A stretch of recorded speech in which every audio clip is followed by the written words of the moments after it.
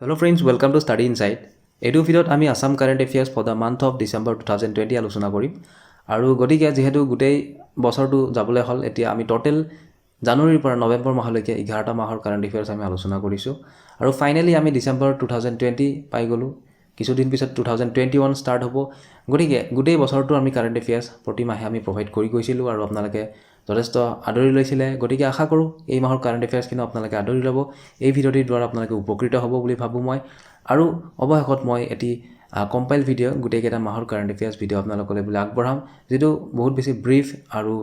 In detail হ'ব যদিও detail বাট brief যিটো ভিডিঅ' আপোনালোকে পৰীক্ষাৰ আগত এবাৰ বা দুবাৰ চাই গ'লে আপোনালোকে নিশ্চিতভাৱে যিকোনো কুৱেশ্যনৰ আনচাৰ কৰিব পাৰিব চ' ভিডিঅ'টি ষ্টাৰ্ট কৰিবলৈ লৈছোঁ আৰু চেনেলটি যদি নতুনকৈ ভিজিট কৰিছিলে তেতিয়াহ'লে চেনেলটি ছাবস্ক্ৰাইব কৰি ল'ব কাষতে থকা বেল আইকনটি ক্লিক কৰি ল'ব যিকোনো ভিডিঅ'ৰ নটিফিকেশ্যন অতি সহজতে পাবলৈ so' let's start the video' and the first question of today's session is that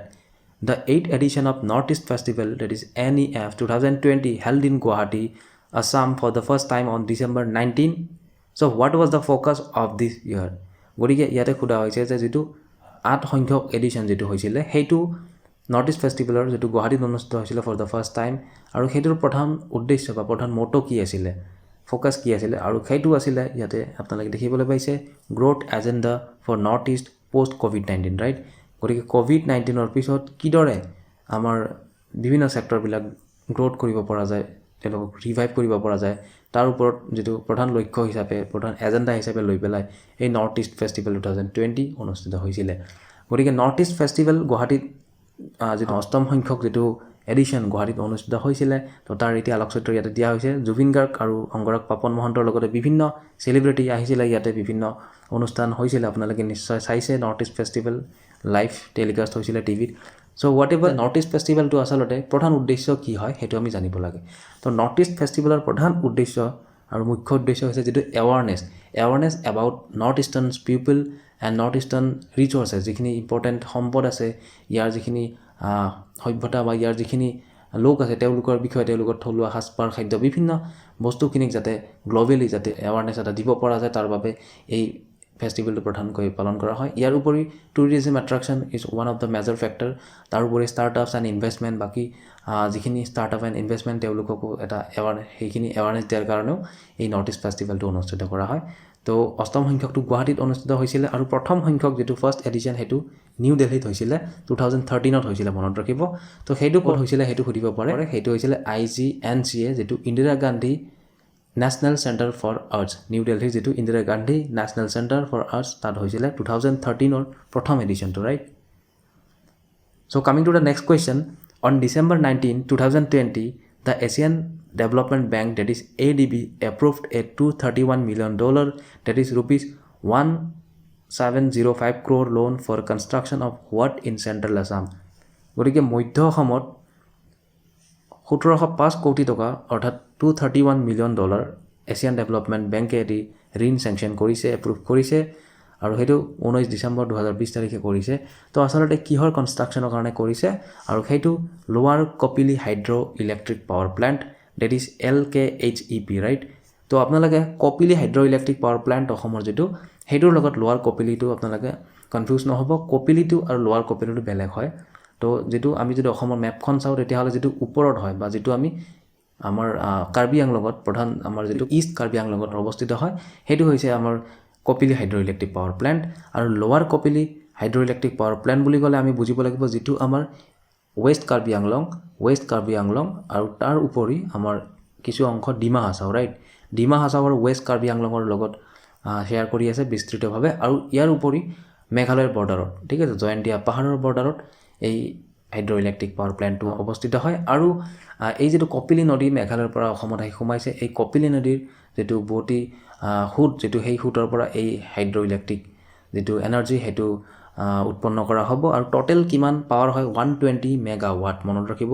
coming to the next question which financial institution signed a memorandum of understanding with Assam government to develop MSME ecosystem and to set up a project management unit in the state গতিকে ইয়াত সোধা হৈছে যে কোনটো অৰ্গেনাইজেশ্যনে অসম চৰকাৰৰ লগত এটি memorandum of understanding কৰিছে টু ডেভেলপ MSME যিখিনি মাইক্ৰ' স্মল মিডিয়াম এণ্টাৰপ্ৰাইজ যিখিনি আছে সেই যিটো MSME ইক'চিষ্টেম এটি ক্ৰিয়েট কৰিবলৈ তেওঁলোকে এটি project management unit set up কৰিছে অসমত আৰু সেইটো কোন অৰ্গেনাইজেশ্যন হয় কোন ফিনান্সিয়েল ইনষ্টিটিউশ্যন হয় and it is SIDBI that is SIDBI SIDBI means Small Industries Development Bank of India, right? Small Industries Development Bank of India, যাৰ হেডকোৱাৰ্টাৰ হৈছে লক্ষ্ণৌ, ৰাইট? গতিকে এই যিটো SIDBI বেংকে অসম গভৰ্ণমেণ্টৰ লগত MOU এটা চাইন কৰিছে তো MSME যিটো ইক'চিষ্টেম আমাৰ অসমত MSME যিটো ইক'চিষ্টেম সেইটো বহুত বেছি ভাল নহয় যিবিলাক ইণ্ডাষ্ট্ৰি স্মল বা মাইক্ৰ' বা মিডিয়াম এণ্টাৰপ্ৰাইজ যিখিনি সেইখিনিক যাতে কিছু ডেভেলপ কৰিব পৰা যায় গতিকে সেই অবজেক্টিভ লৈ এটি ইক'চিষ্টেম ক্ৰিয়েট কৰাৰ উদ্দেশ্যেৰে তেওঁলোকে MOU এটা চাইন কৰিছে অসম চৰকাৰৰ লগত যাৰ অধীনত এটি প্ৰজেক্ট মেনেজমেণ্ট ইউনিট এটি PMU এটি ছেট আপ কৰা হৈছে অসমত right So coming to the next question ইয়াতে সোধা হৈছে the 7th airport of Assam which will start its commercial operation by January 2021 and the airport is গতিকে আপোনালোকে নিশ্চয় ইয়াতে এটি ইমেজত দেখা পাইছে ৰূপসী এয়াৰপৰ্ট চ' ৰূপসী এয়াৰপৰ্ট সেইটো হৈছে অসমৰ 7 number airport and it will be commercially operated in January 21 right 2021 জানুৱাৰী মাহৰ পৰা ফুললি অপাৰেট হ'ব ৰূপসী এয়াৰপৰ্ট যিটো কোকৰাঝাৰ আৰু ধুবুৰী ডিষ্ট্ৰিক্টত আংশিকভাৱে বিস্তৃত হয় চ' হোৱাট এভাৰ 7 নম্বৰ এয়াৰপৰ্ট বুলি কোৱা হৈছে কাৰণ অলৰেডি অসমত 6টা এয়াৰপৰ্ট আছে সেইটো হৈছে প্ৰথমটো হৈছে লোকপ্ৰিয় গোপীনাথ বৰদলৈ আন্তঃৰাষ্ট্ৰীয় বিমানবন্দৰ যিটো LGPIA গুৱাহাটীত অৱস্থিত দ্বিতীয়তে হৈছে ডিব্ৰুগড় এয়াৰপৰ্ট আপোনালোকে নিশ্চয় জানে তাৰপিছত যোৰহাট এয়াৰপৰ্ট শিলচৰ এয়াৰপৰ্ট তাৰপিছত লখিমপুৰ এয়াৰপৰ্ট যিটো আমি লীলাবাৰী এয়াৰপৰ্ট বুলি কওঁ দেন তেজপুৰ এয়াৰপৰ্ট টোটেল 6টা এয়াৰপৰ্ট আছিলে চ' যিটো আমাৰ LGPI তাৰপিছত ডিব্ৰুগড় এয়াৰপৰ্ট যোৰহাট এয়াৰপৰ্ট তাৰপিছত লখিমপুৰ এয়াৰপৰ্ট বা তাক আমি লীলাবাৰী এয়াৰপৰ্ট বুলি কওঁ Silchar airport Tezpur airport total 6টা আছিলে আৰু ফাইনেলি ৰূপসী এয়াৰপৰ্ট যিটো এসময়ত ব্ৰিটিছৰ সময়তে ৱৰ্ল্ড ৱাৰৰ সময়ত এইটো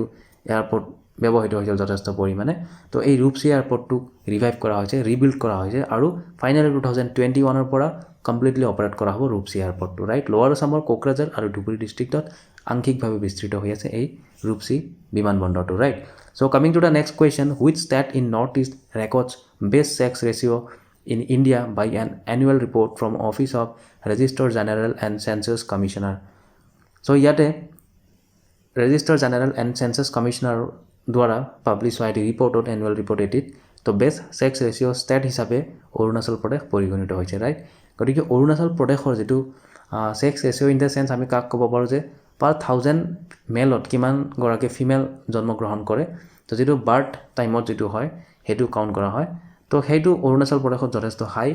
and it is more than 100% বুলি ক'ব লাগিব if we count in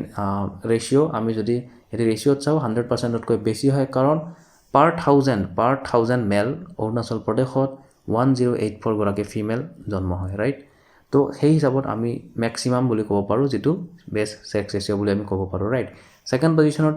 north ইষ্টৰে নাগালেণ্ডৰ অৱস্থান কৰে আৰু নাগালেণ্ডৰ যিটো ৰেচিঅ'টো হয় সেইটো 965 হয় 965 পাৰ 1000 মেল ৰাইট গতিকে মনত ৰাখিব প্ৰথম পজিশ্যনটো অৰুণাচল প্ৰদেশ দ্বিতীয়টি হৈছে Nagaland right so' coming to the next question Assamese film bridge is selected for 51st international film festival of India 2020 the film is directed by whom গতিকে আপোনালোকে হয়তো শুনিছে ব্ৰিজ নামৰ ফিল্মখনৰ বিষয়ে এইখন এখন অসমীয়া চলচ্চিত্ৰ যিখন 51st ইণ্টাৰনেশ্যনেল ফিল্ম ফেষ্টিভেলৰ বাবে চিলেক্ট হৈছে ৰাইট আৰু সেইখন কোনে ডিৰেক্ট কৰিছে সেইটো সোধা হৈছে and it is by Kripal Kalita right তো আপোনালোকে ইয়াতে এতিয়া আলোকচিত্ৰত দেখা পাইছে কৃপাল কলিতাছ ব্ৰিজ এই ফিল্মখন আচলতে যথেষ্ট ইনস্পাইৰেশ্যনেল ফিল্ম হয় কাৰণ ইয়াত আচলতে এখন ব্ৰিজ বা এখন দলঙৰ কিমান জৰুৰী হয় এখন দলঙে কিদৰে এখন গাঁৱৰ লোকৰ বা এটা মানৱ জাতিৰ কেনেকুৱা অৱদান হয় এখন দলং সেইটো দেখুওৱা হৈছে এগৰাকী সৰু ছোৱালী স্কুলত পঢ়ে তাই সেই দলংখনৰ অহা যোৱা কৰা বিভিন্ন ইছ্যু সেই দলংখনৰ ওপৰতে গোটেইখন ফিল্ম হয় যিখিনি আমি প্ৰমোট গম পাইছোঁ গতিকে এইখন ফিল্ম যথেষ্ট ইনস্পায়াৰিং ফিল্ম হয় আৰু আশা কৰোঁ এইখন ফিল্মে ভাল সুনাম কঢ়িয়াই আনক আমাৰ অসমৰ So coming to the next question, CETA has decided to help indigenous firecracker industry of Barpeta that has been struggling from competition of other foreign products in recent times. গতিকে ইয়াত কোৱা হৈছে যিটো CETA বুলি এটা অৰ্গেনাইজেশ্যন সেই CETA অৰ্গেনাইজেশ্যনে বৰপেটাৰ যিটো আতচবাজি ইণ্ডাষ্ট্ৰি আছে আৰু আপোনালোকে জানে বৰপেটাৰ আতচবাজিৰ এটি সুনাম আছিলে এসময়ত গতিকে এই যিটো আতচবাজি ইণ্ডাষ্ট্ৰি আছে এই ইণ্ডাষ্ট্ৰিটো বৰ্তমান যথেষ্ট ষ্ট্ৰাগল কৰি আছে তেওঁলোকে বিভিন্ন ফৰেইন কোম্পানী বা বিভিন্ন চাইনা প্ৰডাক্টৰ লগত তেওঁলোকে কম্পিট কৰি আছে আৰু যাৰ ফলত তেওঁলোকৰ অৱস্থা বা তেওঁলোকৰ যিটো পৰ্যায় সেইটো খুব ঠিক নহয় তেওঁলোকে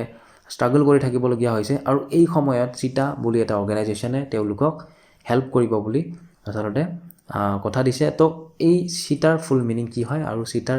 এব্ৰিভিয়েশ্যনটোৰ অৰ্থ কি and it is state innovation and transformation আয়োগ গতিকে এটি আয়োগ হয় এই আয়োগটোৱে কি কৰিব যিটো বৰপেটাৰ ফায়াৰ ক্ৰেকাৰ ইণ্ডাষ্ট্ৰী আতচবাজি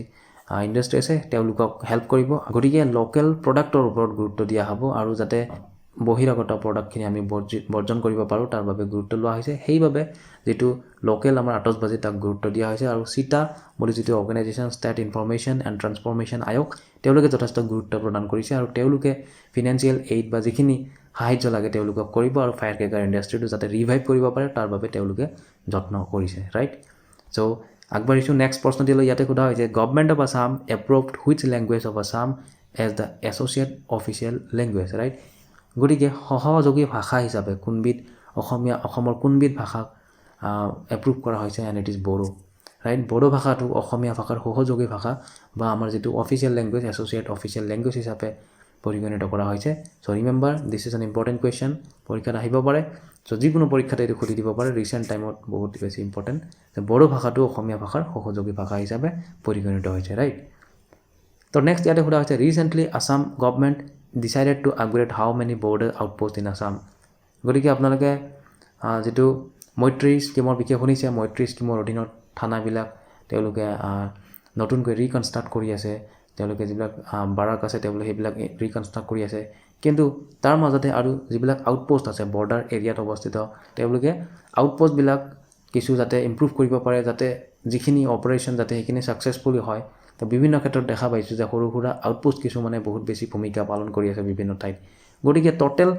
100টা আউটপোষ্ট অসমৰ 100টা আউটপোষ্ট যথেষ্ট ইম্প্ৰুভ কৰাৰ কাৰণে অসম চৰকাৰে এপ্ৰুভ কৰিছে আৰু তো নেক্সট কুৱেশ্যন আমি আগবাঢ়িছোঁ north east first human milk bank opened at where গতিকে নৰ্থ ইষ্টৰ প্ৰথমটি হিউমেন মিল্ক বেংক তো যিটো ব্ৰিষ্ট মিল্ক আছে হিউমেন মিল্ক সেইটো বেংক আৰু নৰ্থ ইষ্টৰ প্ৰথমটি হয় সেইটোতো অসমত খোলা হৈছে অসমৰ ক'ত খোলা হৈছে সেইটো সোধা হৈছে এনএডিচিন ছাত্ৰীবাৰী খ্ৰীষ্টান hospital Guwahati right So coming to the next question, students of IIT Guwahati and the alumni of NIT Silchar and Dibrugarh University recently developed a multilingual smartphone application for farmers. And the app is ইয়াতে সোধা হৈছে যে আচলতে সেই এপটোৰ নাম কি হয় যিটো IIT গুৱাহাটীৰ কিছুমান ষ্টুডেণ্টে আৰু alumni of NIT Silchar and Dibrugarh University গতিকে NIT Silchar আৰু Dibrugarh University কিছুমান প্ৰাক্তন ষ্টুডেণ্ট আৰু IIT গুৱাহাটীৰ কিছুমান ষ্টুডেণ্টে আচলতে তেওঁলোকে এটি এপ লঞ্চ কৰিছে যিটো বিশেষকৈ কৃষকসকলৰ কাৰণে এগ্ৰিকালচাৰ ৰিলেটেড এপ আৰু সেই এপটোৰ নাম কি হয় সেইটো সোধা হৈছে এণ্ড ইট ইজ এক্সপিক ৰিমেম্বাৰ এক্সপিক তো egg means agriculture speak means আচলতে কোৱা আৰু ফাৰ্মাৰসকলৰ যিখিনি সমস্যা আছে যিখিনি তেওঁলোকে বস্তু গম নাপায় তেওঁলোকে ডাইৰেক্টলি নিজৰ যিটো মাল্টি লেংগুৱেজ বুলি কোৱা হৈছে গতিকে নিজৰ ভাষাটো অসমীয়াতে তেওঁলোকে সুধিব পাৰিব আৰু তাৰ আৰ্টিফিচিয়েল ইণ্টেলিজেঞ্চ AI টেকন'লজি ইয়াতে ইউজ কৰা হৈছে যাৰ অধীনত তেওঁলোকে যিটো বস্তু বিচাৰিছে তেওঁলোকে সেইটোৰ সলিউশ্যন তেওঁলোকে পাই যাব তেওঁলোকৰ মোবাইলত right coming to the next question the identity quotient the story of the Assamese Muslims is authored by গতিকে এখন বুক ৰিচেণ্টলি লঞ্চ কৰা হৈছে the identity quotient the story of Assamese Muslim য'ত যিখিনি অসমীয়া মুছলমান লোক আছে তেওঁলোকৰ বিষয়ে বৰ্ণনা কৰা হৈছে তেওঁলোকৰ আদিবৃত্তি গোটেইখিনি বৰ্ণনা কৰা হৈছে আৰু সেই কিতাপখন কোনে লিখিছে সেইখন লিখিছে জাফ্ৰী মুদাছাৰ নফিল ৰাইট জাফ্ৰী মুদাছাৰ নফিল আপোনালোকে ইয়াতে দেখিব পাইছে এইখন কিতাপ যথেষ্ট চৰ্চা হৈছে ইয়াৰ ওপৰত অসমৰ মুখ্যমন্ত্ৰী সৰ্বানন্দ সোণোৱাল ডাঙৰীয়াও তেওঁ কমেণ্ট কৰিছিলে যে যথেষ্ট এখন ইনস্পায়াৰিং বুক হয় পঢ়িবলগীয়া বুক হয় তেওঁ এইখন বুকৰ ওপৰত নিজে মন্তব্য দাঙি ধৰিছিলে গতিকে the identity quotient the story of Assamese Muslim is written by or is authored by Jafri Mudassar Nofil, right? So coming to the next question, Assam government recently announced that the high madrasas and other madrasas will operate as general education institution. So how many institute will be included under this? গতিকে অসমৰ যিখিনি হাই মাদ্ৰাছা বা যিখিনি মাদ্ৰাছা আছিলে অন্যান্য সেইখিনি কি কৰা হ'ব যেটো জেনেৰেল স্কুল যেটো নৰ্মেল এডুকেশ্যনেল ইনষ্টিটিউশ্যন যিখিনি স্কুল আছে সেৱা বা ধৰক বেলেগ বৰ্ডৰ অধীনত তেওঁলোকৰ নিচিনা কৰা হ'ব বুলি কোৱা হৈছে আচলতে ইয়াৰ মূল লক্ষ্যটো হৈছে সেকুলাৰিজম তো গতিকে ধৰ্ম নিৰপেক্ষ হ'ব লাগে বুলি কৈছে অসম চৰকাৰৰ মতে আচলতে গতিকে সেই উদ্দেশ্য সন্মুখত ৰাখি যিখিনি সংস্কৃত টোল আছে বা যিখিনি হাই মাদ্ৰাছা আছে সেইবিলাক আচলতে নৰ্মেলাইজ কৰা হ'ব তেওঁলোকক জেনেৰেল এডুকেশ্যনেল ইনষ্টিটিউশ্যনৰ মৰ্যাদা প্ৰদান কৰা হ'ব আৰু সেই উদ্দেশ্য সন্মুখত ৰাখি টোটেল 198 মাদ্ৰাছা এণ্ড 542 অন্যান্য মাদ্ৰাছা কিছুমান জেনেৰেল এডুকেশ্যনৰ ইনষ্টিটিউশ্যনৰ আণ্ডাৰত অনা হ'ব।